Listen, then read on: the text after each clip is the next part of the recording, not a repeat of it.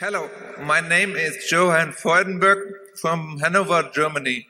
Do you think we are in a commodity bubble? Thank you. Well, certainly not in agricultural commodities. They haven't done anything. If you're talking about wheat or corn or soybeans or something, but if you get into the metals, oil,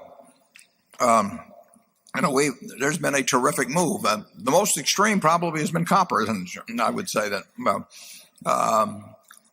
Oil, if you go back a few years to when it was at $10 a barrel, it's been more extreme than copper. But you are undoubtedly, it's like most trends.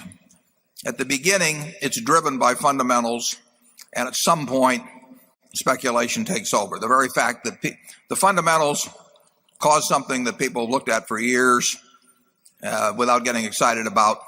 Fundamentals change the picture in some way. Copper does get a little short, or people get a little worried about currency and maybe gold goes up or whatever it may be. But, it's that old story of what the wise man does in the beginning, the fool does in the end. And with any asset class that has a big move that's based initially on fundamentals is going to attract speculative participation at some point, and that speculative participation can become dominant as time goes by. And famous case always being tulip bulbs. I mean, tulips may have been more attractive than dandelions or something, so people paid a little more money for them. But once a price history develops that causes people to start looking at an asset that they never looked at before and to get envious of the fact that their neighbor made a lot of money without any apparent effort because he saw this early and so on, that takes over. And my guess is that we're seeing some of that in the commodity area. And of course, I think we've seen some of it in the housing area too. How far it goes, you never know. I mean, some things go on to just unbelievable heights.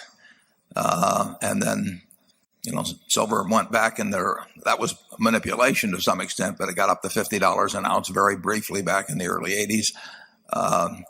But the eyes of the world that never looked at silver when it was $1.60 or something, or $1.30 back in the 60s, everybody in the world was looking at it, and some were shorting and some were buying, but it becomes a speculative football.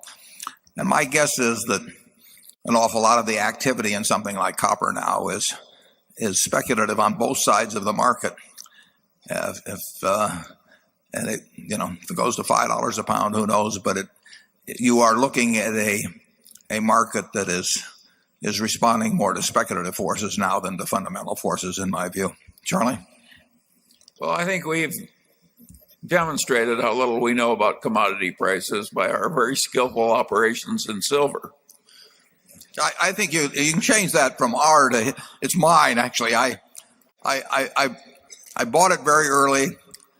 I sold it very early. Other than that, everything I did was perfect. I mean, we managed to minimize things there with great efficiency, or I managed to. Charlie didn't have anything to do with that. I was the silver king there for a while. We did make a few dollars on it, but. We're not good at the game of, when it gets into the speculative area, figuring out how far a speculative boom will go. If the fundamentals are attractive, we think we're getting a lot for our money, buying equities or whatever it may be. We'll make some money. We may not make as much money, remotely as much money as somebody who is plays out the last 30 days or 30 weeks of a real wild orgy. I mean, these things, they tend to be the wildest toward the end. But that gets back to the question, of Cinderella at the ball. I mean, you're there, you're having a wonderful time, the punch bowl is flowing, and the dance partners are getting prettier all the time, and at midnight it's going to turn to pumpkins and mice.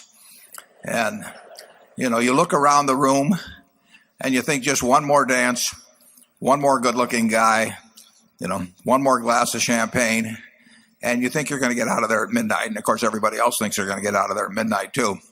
And in the end, it does turn to pumpkins and mice. And in this game, as I've said, Adam Smith said it many years ago. A fellow named Jerry Goodman wrote under the pseudonym of Adam Smith. Says the problem with that particular dance for Cinderella is that there are no clocks on the wall. And in the markets, if you're talking copper now, if you're talking internet stocks in 1999, if you're talking uranium stocks in the 1950s, there are no clocks on the wall. And the party does get to be more fun, minute after minute, hour after hour, and then it does turn to pumpkins and mice. Number 10.